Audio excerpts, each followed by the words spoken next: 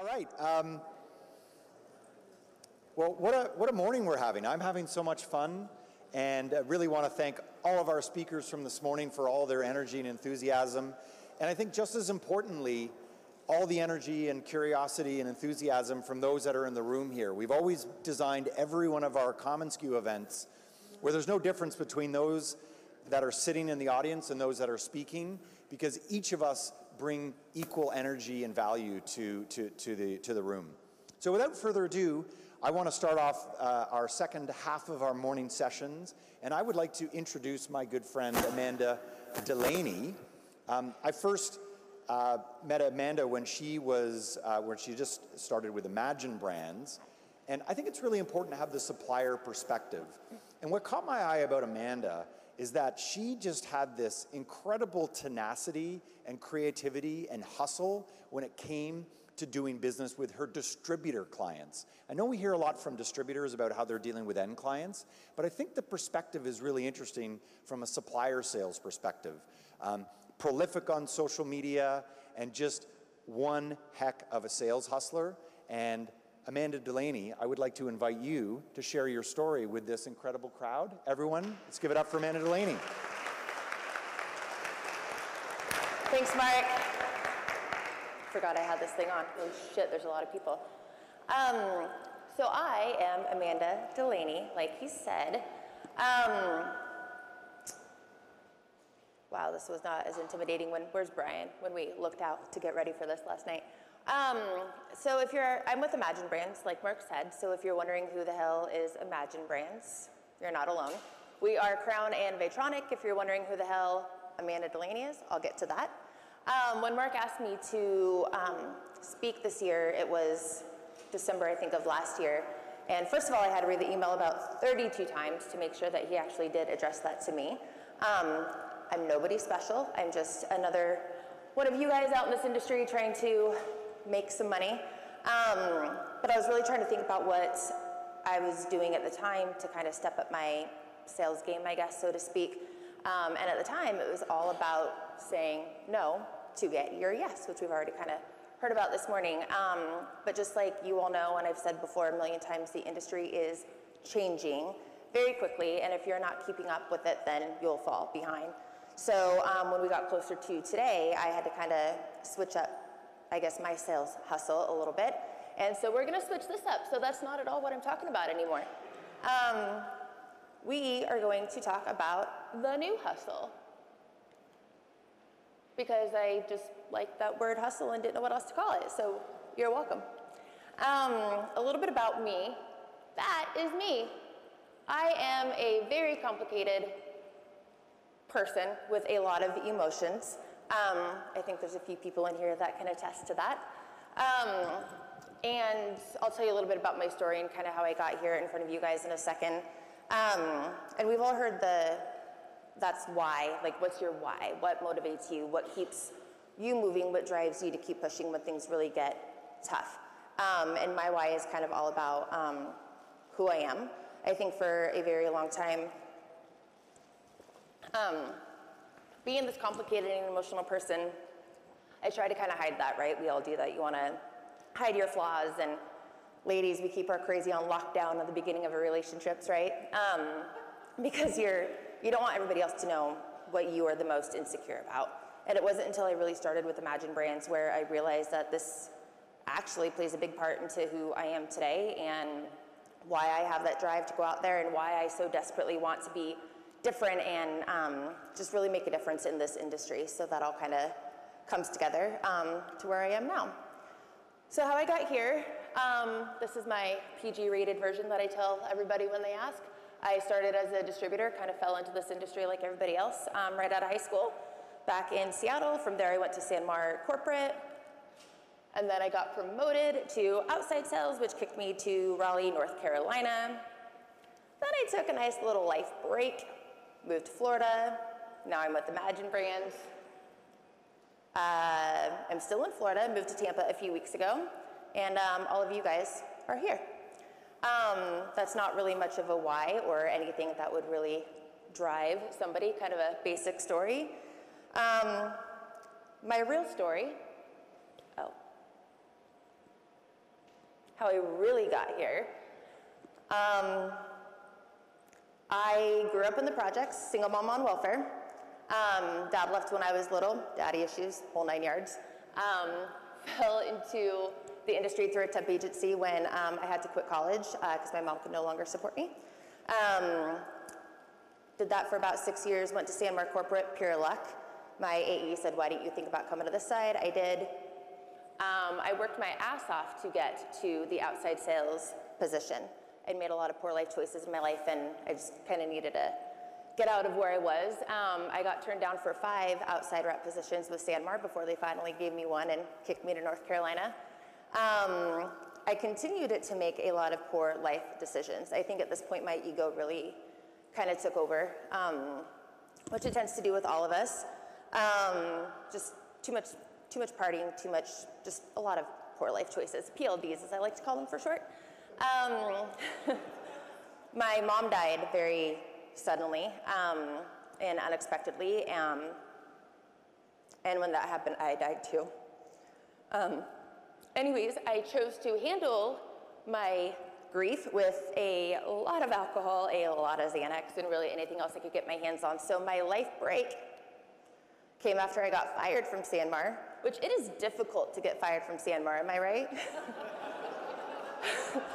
You have to actively try to get fired. Like, they will work with you and they want you to succeed and they invest a lot of money into you, and well, I did it. People are like, oh, what made you decide you were leaving SanMar? And I'm like, well, I was told I was leaving SanMar, so that's cool. So that happened. And I actually ended up in Florida for rehab. Which, for the record, I thought I was checking myself into a place in North Carolina where I could leave at any time and didn't really realize I was going to Florida until the next day. But anyways, best thing that ever happened to me. I definitely needed help. But that was my life break that everybody thinks is so glorious. Wow, you just moved to Florida. I'm like, yeah, it's beautiful. It's great. And then I got a second chance after putting all that out there very publicly.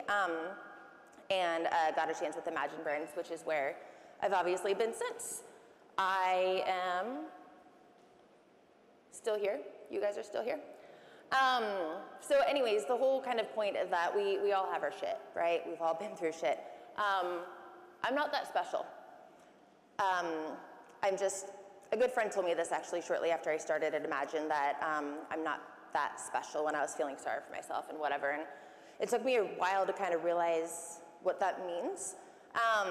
But once I did, I don't know, I think I felt that I was losing my hustle, and I think a lot of that is I didn't really know who I was. I had to, like, I was this girl that got fired from SanMar. Who gets fired from SanMar?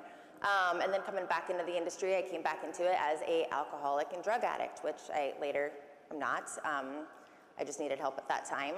So I just felt very, very, very lost, and I never thought that I would be back into this industry. So when I came back, I just feel like I was tapped out. And I started to look back to where I'd been and my life. My why at the end of the day is survival.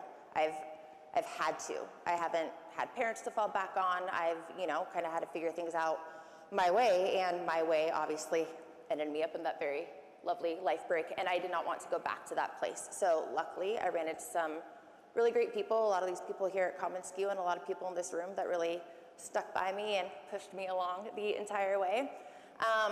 And then I just realized that everything that I had been through had made me who I am. I wanted to be different. I wanted to do more. I had this fire in me. I didn't know where to put it. I thought that I had a lot of shit to prove to a lot of people. And that was my why. That's what drove me to really do things differently. And I kind of figured like I had somehow put myself out here so vulnerably, and it gave me the second chance in the industry, so why not use that in my career to grow my sales? Why not do things a little bit differently that way? So that's kind of where I have gotten to. And what I try to do, I'm always kind of looking for the next thing, like more. They say I have the disease of more. I want more with my job, more, everything. And I'm so tired of product presentations over and over and over. Lunch and learns, I literally almost refuse to do them. And so that normal like supplier sales hustle life that I think distributors and suppliers are so used to happening, well, they just didn't make me happy and I didn't want to do it. So I started thinking about having the conversations with customers about like, you know, distributors, what you guys are doing and how can I be a part of that? How can I really help you grow and be an extension of your sales force rather than just come in and dump a bunch of product on the table that you're probably going to forget about 5 minutes later. So I grew some balls through the course of my life. And it kind of gave me the confidence to go into customers and say, straight up, like, who am I up against? What am I competing against? What are your pain points? Why are you not buying from me? How much money are you spending in promo every year? Those tough questions that a lot of suppliers I don't think want to ask. And I started finding out that there's just not, there's a gap between suppliers and distributors. There's, I think we often forget that we are on the same side sometimes, and a lot of distributors are afraid to really share all of their end user information with suppliers, and I started asking some questions and we're gonna play a game. Distributors, stand up. Hands up, touch your toes, just kidding. So I have found that there are 3 main reasons that distributors do not want to share a lot of information with their supplier reps. So, distributors in here who do. You love your supplier reps, you have your favorites, you share everything with them, you have no problems, logos for virtuals, the whole 9 yards, you guys can sit down. You're on my level. Yes. Wow, you guys are awesome. Wow. All right, thanks Kirby for participating. So, and I thought this might be the case with you guys because everybody here is definitely a different than the typical. But what I've been hearing and what everybody kind of continues to say is that there are either you do not think to, or the suppliers don't ask. Which suppliers, if you are not asking your distributors to give you all the information they can on their end users, you should, because if you're not, somebody else will. They think you're gonna sell direct. And then they do not have the time is the other big one that I heard, which you guys apparently do have the time. So let's just reiterate why you guys are doing what you're doing. We want to help you. Like suppliers, we do. We want to help you. We love you guys. Everything we do is for you guys. Like I said, we really are just an extension of your guys' sales force. So an example of why this works. So Jan and Jill are 2 very real customers. This happened about 6 months ago. And I get this all the time, and suppliers in the room, I know you guys too, for you get quotes and bids and whatever. So Jan had emailed me for a large quote. There are no Jans in this room. I particularly very strongly dislike this customer. So she emails me for a large quote. There's no end user details, no nothing. She wouldn't even give me the zip code, I think, for where it was gonna ship to. She gave me the zip code to their office and said it was close enough, but wouldn't give me the actual zip code, which is just absurd. So Jan sucks. She did tell me it was a bid situation. Well, no shit, because I got a few other emails the same day for the exact same thing. Just no, I mean, I asked, like, what's it for? And I tried to explain to her kind of what I just said to you guys too. Like, the more I know about the opportunity, the more I know, the more I can help you. Like, help me help you. Nothing, would not give me any additional information. So I sent her to pricing and I sent her a quote and I was done with Jan. Jill emails a couple hours later. We love Jill, she's great. She sends me a lot of business. And all she said in the email was who it was for. She said it was a bid situation, who it was for. We'll pretend it's for Common SKU.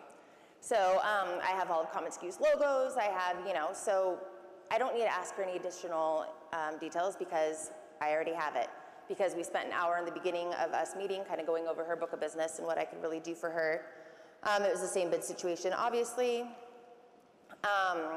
So because I already have that information, and being the awesome supplier rep I really like to think I am some days, I didn't just send her the quote. I sent it with virtuals. I sent it with some other, I knew that we had time for a sample. I mean, I knew shit, so I did more for her.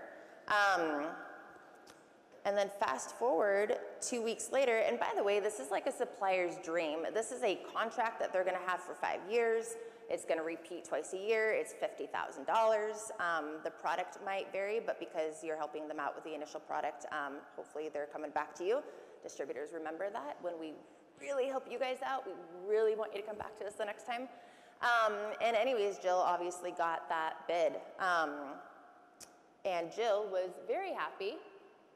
And Jan was very sad. Because Jill, I think as Joe said earlier, that's money in her pocket, like bang, bang, bada boom.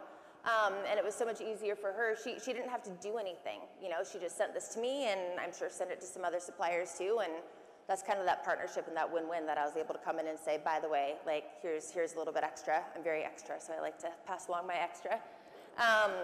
And Jill won, and I actually got a not so nice email from Jan, something about I didn't get her quote back to her in a timely manner, which is bullshit.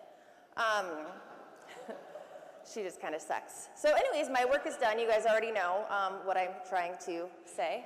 Just kidding.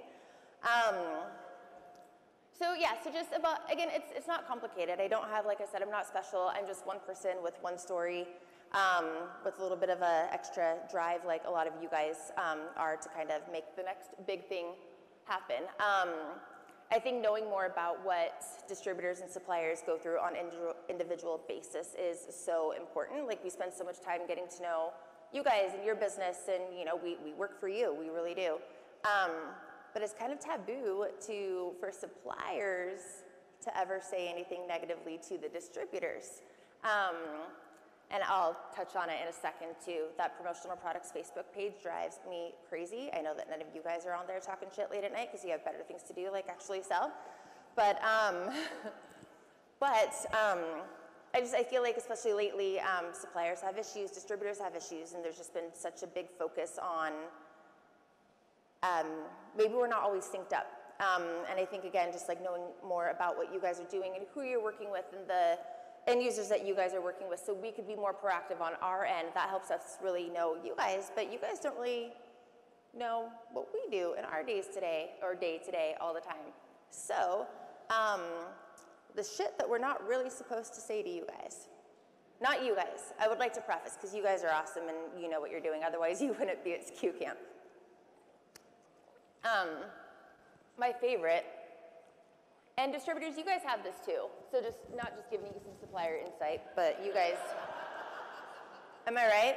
Distributors, have you never once said that to one of your, see, I know you're talking. You're not, like, you can't be this annoying. You're not buying enough from me, period. Like, I had a conversation with a customer last year, and I was doing all these projects for her and like so on and so forth, and nothing was turning up. And so finally I had a conversation with her. I'm like, we're gonna have a little come to Jesus moment, Barb.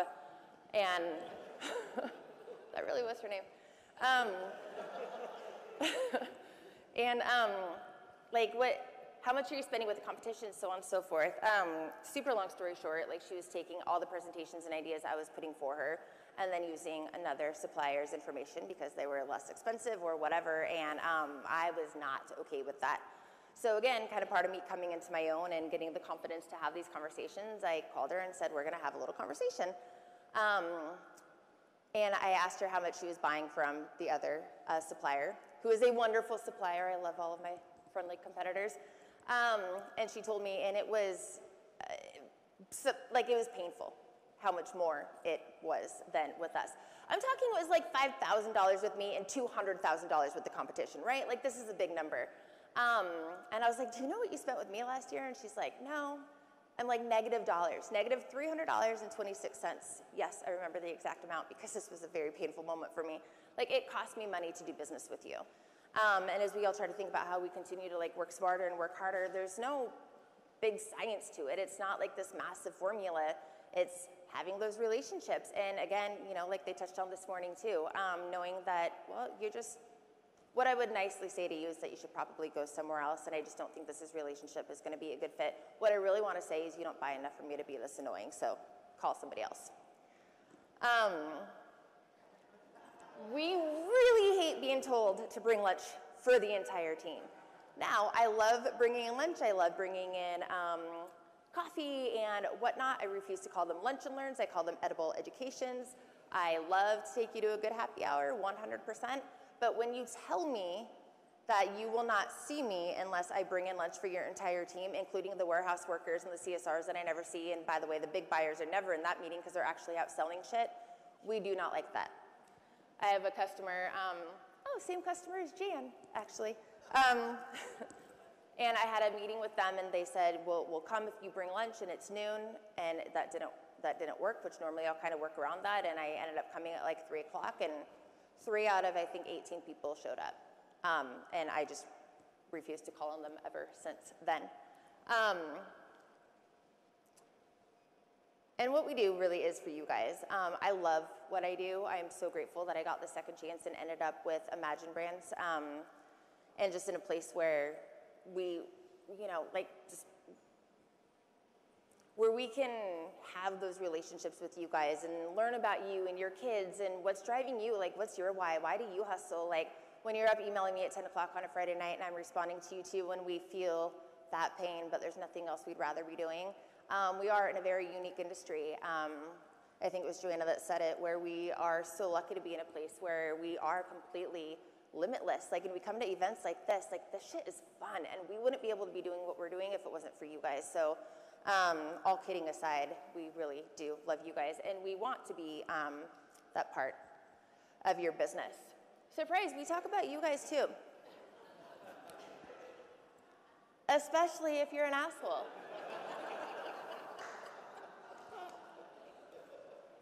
It goes 2 ways, everybody.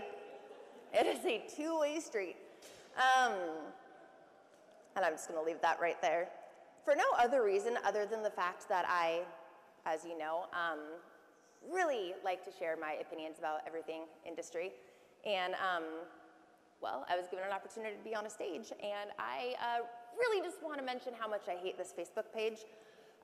Again, I know that a lot of you guys don't do that, but it drives me crazy. I do not understand how distributors or suppliers even have so much time to sit there and say such negative things like, why aren't you out there selling? And what I really want to write back on those pages when they're complaining about a supplier because we dropped the ball and we didn't get something out on time and we missed the ship date and da-da-da, what I really want to say is, did you really send the right artwork? Did you really send it to us in time? Were you on credit hold? Like, there's just so many things that I really want to say there, and I just never can. So again, this has absolutely nothing to do with anything and how you're going to grow your business, but I just really wanted to get that out there. And I know you guys aren't those people, thank God. That's why I like hanging with you.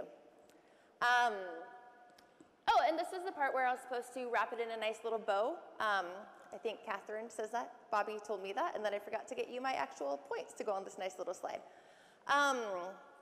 So again, nothing groundbreaking, right? I really, really feel that supplier-distributor relationship is so important. I think Danny always says, if you want to go fast, go alone. If you want to go far, go together. I think that is the most important thing that we can do as we continue to grow in this industry that is changing every single day and competition coming in for you guys as well as for us every which way. I think the more that we really stick together and just move forward together, it's not rocket science, but it has made a really big impact with my day-to-day. It's made a big impact with my sales overall, which is nice. Obviously, my boss is happy. That's even nicer. And it just makes what we do more fun. It's so easy to get stressed out, and life shows up, and it's so easy to get bogged down with, well, life.